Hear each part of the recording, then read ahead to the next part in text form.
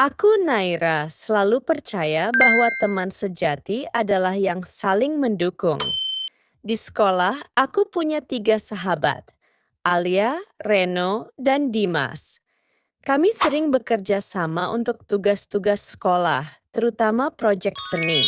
Suatu hari guru mengumumkan lomba video animasi nasional, dan aku begitu bersemangat. Aku ingin membuat kisah tentang persahabatan, tentang 4 orang yang saling menopang ketika satu jatuh. Bersama Alia, Reno, dan Dimas, kami mulai bekerja penuh semangat.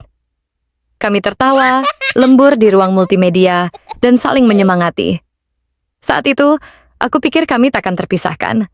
Tapi perlahan, aku mulai merasakan sesuatu yang berubah. Alia, sahabat terdekatku, yang selalu kukagumi karena ide-idenya yang berani, mulai tampak menjauh. Nei, ceritamu bagus, tapi terlalu manis. Terlalu percaya sama kebaikan manusia. Mungkin karena aku masih pengen percaya kalau orang baik itu nyata, Li. Dunia nggak seindah itu. Aku menanggapinya dengan diam, mencoba memahami. Aku pikir, perbedaan pandangan itu hal biasa. Aku tidak tahu, dari diam itu, sebuah jarak mulai tumbuh.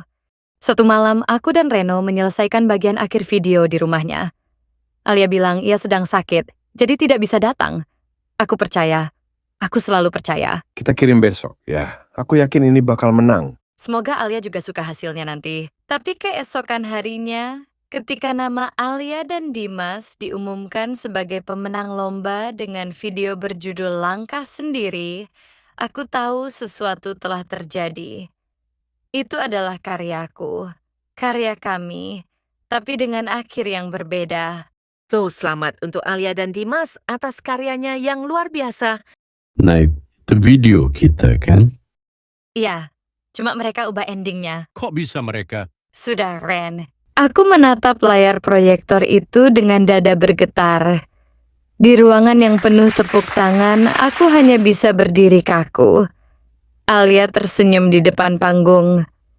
Aku merasa seluruh dunia runtuh. Bukan karena kalah, tapi karena dikhianati. Beberapa hari setelah itu, aku mengurung diri. Aku tidak tahu harus marah kepada siapa. Kepada Alia yang mencuri, kepada Dimas yang diam, atau kepada diriku sendiri yang terlalu mudah percaya. Nay, keluar ya. Guru udah tahu semuanya. Dimas ngaku. Jadi semua orang tahu? Iya.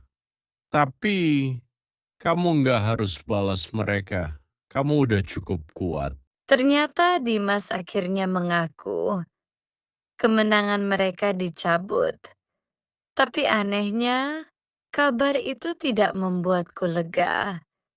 Luka yang sudah terbentuk tidak bisa hilang hanya karena kebenaran terungkap. Beberapa hari kemudian, Alia memintaku bertemu di atap sekolah. Angin sore terasa dingin di antara kami. Aku cuman pengen diakui, Nei. Aku capek selalu dibandingin. Tapi kenapa harus dengan cara itu? Aku iri sama kamu. Aku juga pernah iri, Li. Tapi aku nggak pernah pengen kehilangan kamu. Kami sama-sama sadar. Sesuatu dalam persahabatan kami telah retak dan tidak bisa kembali seperti semula. Waktu berjalan. Aku memaafkan tapi tidak melupakan. Kami masih saling menyapa di koridor, tapi tidak lagi berbagi rahasia. Kamu baik-baik aja sekarang. Iya, cuman sekarang aku lebih hati-hati. Bagus, tapi jangan sampai berhenti percaya ya. Aku belajar menerima bahwa tidak semua luka bisa disembuhkan oleh waktu. Sebagian hanya bisa diterima. Dari semua yang terjadi, aku belajar satu hal. Persahabatan bukan tentang siapa yang selalu ada di samping kita, tapi siapa yang tetap jujur bahkan ketika kesempatan untuk berbohong terbuka lebar. Aku tidak menyesal pernah percaya, karena dari kepercayaan itulah aku tumbuh. Cerita ini mengajarkan bahwa kejujuran dan kepercayaan adalah dasar dari setiap persahabatan. Sekali kepercayaan dikhianati, luka yang muncul mungkin tidak akan hilang sepenuhnya.